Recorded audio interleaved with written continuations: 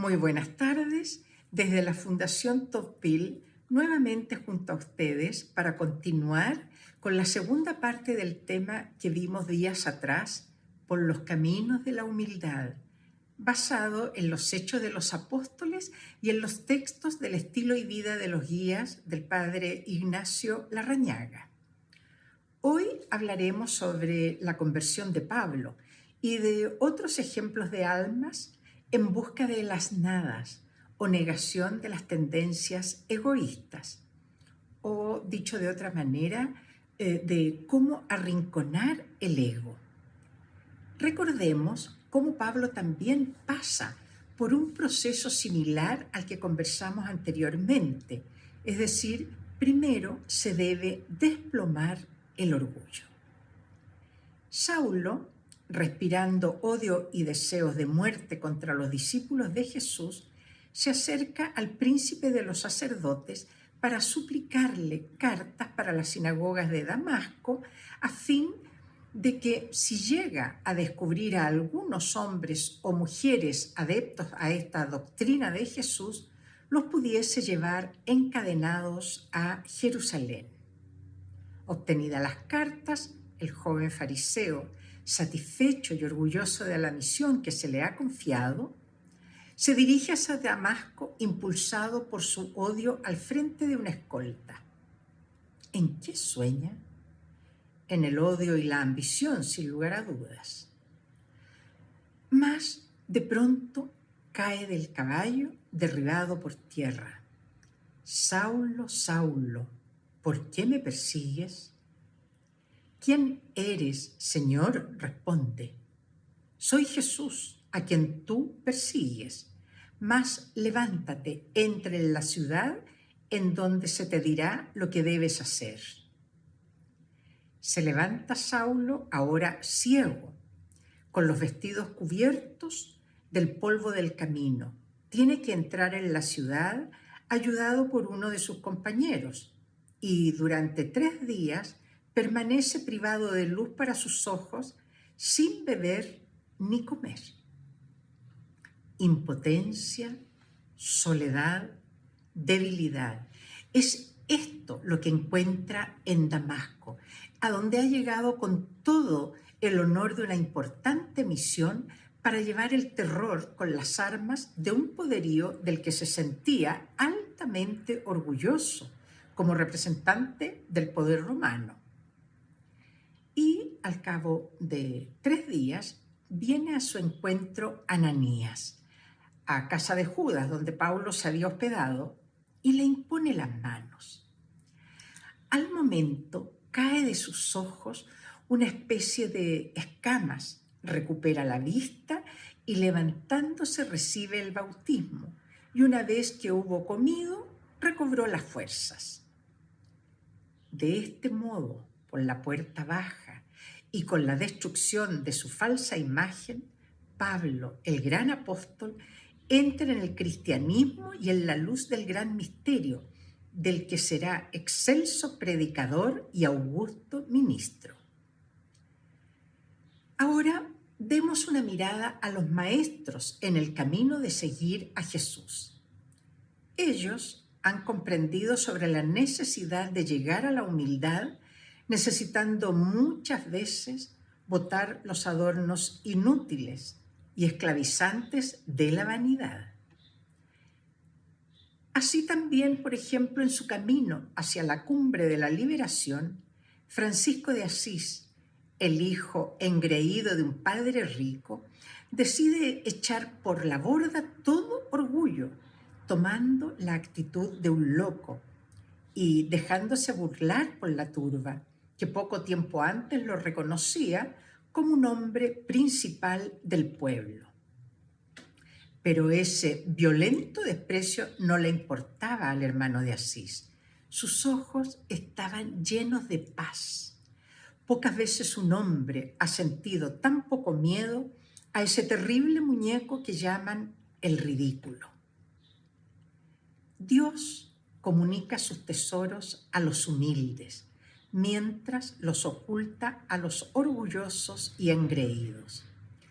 Esta es la ley que guía a Jesús cuando exclama, estremeciéndose de gozo en el Espíritu Santo. Dice: yo te alabo, Padre, Señor del cielo y de la tierra, por haber ocultado estas cosas a los sabios y prudentes y haberlas revelado a los pequeñuelos. Esta es, Padre mío, vuestra complacencia.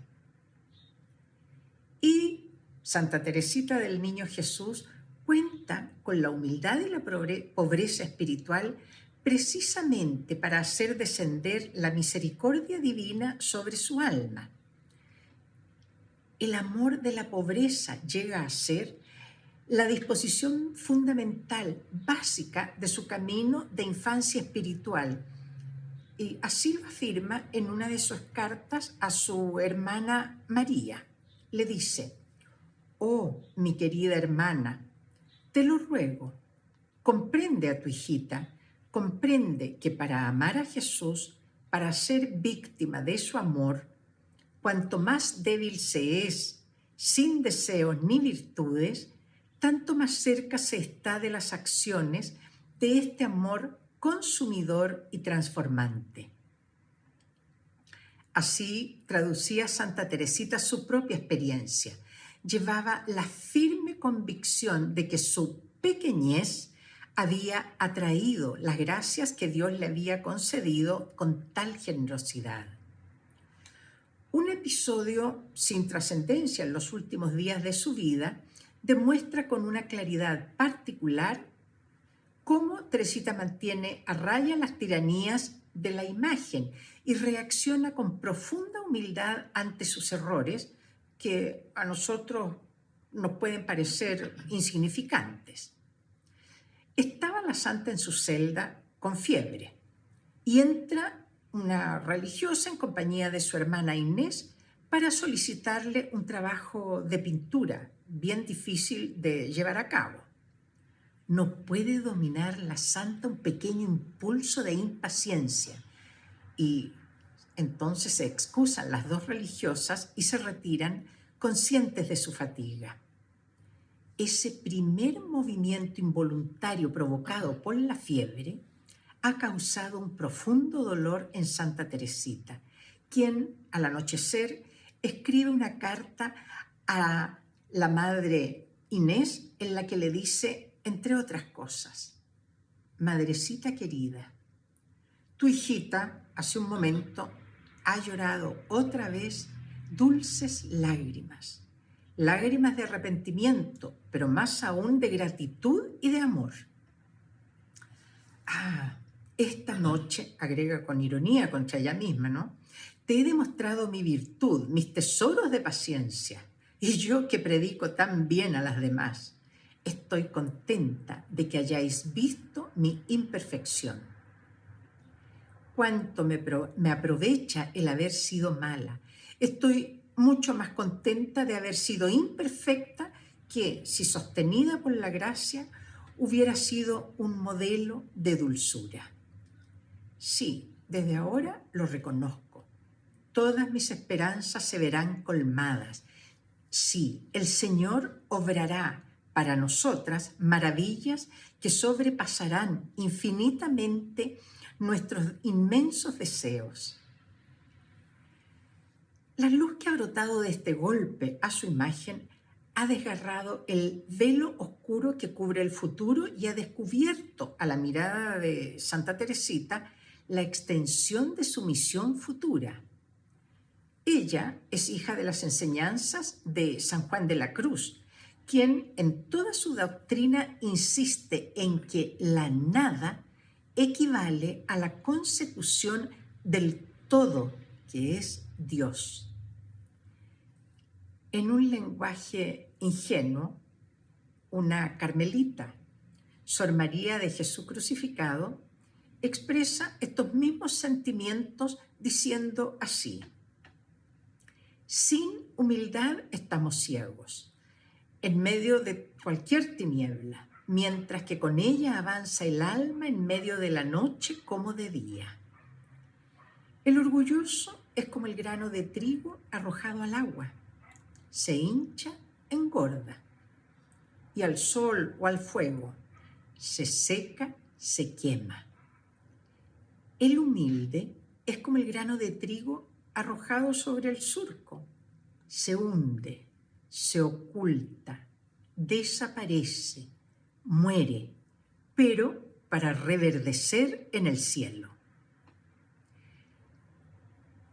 Así, en donde quiera que la humildad se encuentre, desciende Dios a ella, y donde quiera que Dios se encuentre en la tierra, se reviste de un manto que oculta su presencia a los orgullosos, pero el que la revela a los pequeños y sencillos. Recordemos que al aparecer Jesús en el mundo, la señal dada por el ángel a los pastores para identificarlo es: encontraréis al niño envuelto en pañales y recostado en un pesebre. Este signo de humildad caracteriza siempre lo divino sobre la tierra. Dios comunica su sabiduría a los pequeños. La humildad se convertirá en su sustento espiritual. Esta es la ley a que toda alma está sometida. No progresará sino a condición de someterse a ella. De ese modo, el que quiere seguir el camino de Jesús se entregará a las iluminaciones divinas negando su falsa imagen. Y Santa Teresa, la de Ávila, dice así: delante de la sabiduría infinita, créanme que vale más un poco de humildad y un acto de ella que toda la ciencia del mundo. Tenemos así un alma poderosa, un gancho con el cual podemos atrapar a Dios. Dios no puede pasar al lado delante de la humildad. Siente tanto atractivo por ella que la humildad puede a sus ojos suplir todo lo demás, porque atrae efectivamente todos los dones de Dios. Y la pregunta que nosotros podemos hacernos es, bueno, ¿cómo adquirir la humildad? En palabras del estilo y vida de los guías del Padre Ignacio, él nos dice: vive atento a ti mismo, permanece intuitivamente asomado al mundo de las intenciones, alumbrando con la lámpara de la autocrítica los motivos que engendran tus reacciones y mueven tus acciones, observando y convenciéndote de la falacia de esa imagen ilusoria de ti mismo. Y Santa Teresa de Ávila agrega algo muy importante, que el conocimiento más profundo de sí mismo no se consigue por una introspección directa solamente, sino por una mirada sobre las perfecciones de Dios, es decir, ese Padre que nos ama a pesar del enorme abismo que nos separa de Él. Podemos decir, Dios es el ser infinito, nuestro creador. Nosotros, seres finitos, criaturas suyas, dependientes en todo de Él. La razón proyecta algunos resplandores y la fe algunas luces sobre este abismo del infinito. Los dones del Espíritu Santo suministran cierta experiencia sobre ello. Cuando nos asomamos a este abismo, llegamos a un conocimiento oscuro de lo que somos en la perspectiva del infinito. Este doble conocimiento del todo de Dios y de la nada del hombre es fundamental para la vida espiritual. Tal conocimiento crea en el alma una humildad básica que ninguna cosa podrá turbar y la pone en actitud de verdad que atrae todos los dones de Dios. Cuando leemos los escritos de Santa Teresa, tenemos la impresión de que la santa está permanentemente asomada a este doble abismo. En múltiples contactos con Dios lo conoció experimentalmente, hasta conseguir, una vez de haber llegado al matrimonio espiritual, una visión intelectual casi ininterrumpida del misterio. De ese modo se llega a la humildad ferviente, que es fruto de la luz de Dios sobre el alma. Es, en consecuencia, ilusorio pretender adquirirla por nuestros propios esfuerzos. Es indispensable llegar a la humildad por el camino de la oración, que es el medio por excelencia para alcanzar los favores divinos. El alma vive entonces bajo una luz purificadora que le descubre su pequeñez y así sabe dar gracias a Dios con efusión por la luz recibida y que llegó como una respuesta a la plegaria. San Juan de la Cruz lo señala de esta manera: coloquémonos entonces humildemente entre los imperfectos. Querámonos como almas pequeñas a las que Dios ha de sostener a cada instante, sí, hasta soportar con dulzura las propias imperfecciones. Esta es la verdadera santidad. Todo está dicho en palabras de Jesús: aprended de mí, que soy manso y humilde de corazón. Humildad y mansedumbre, fuerza y suavidad, perfume de Cristo y perfume de la humildad ferviente son los signos que deja un contacto divino y son al mismo tiempo un llamamiento discreto a nuevas visitas de la misericordia divina. Esta es la meta que dejó el Maestro Jesús. Esta debería ser la realización a la que debemos aspirar todos los guías de talleres si somos constantes en la oración. No nos cansemos nunca de recordar que la humildad y la mansedumbre son las virtudes características de Jesús, las marcas que Él deja, el perfume que acompaña a su paso y la señal indiscutible que indica el alma en la que se ha quedado para habitar. Cuando estas características lleguen a formar parte de la esencia divina de cada uno de nosotros, empezaremos a vivir finalmente como lo hicieron las primitivas comunidades cristianas, el sueño de oro de la fraternidad.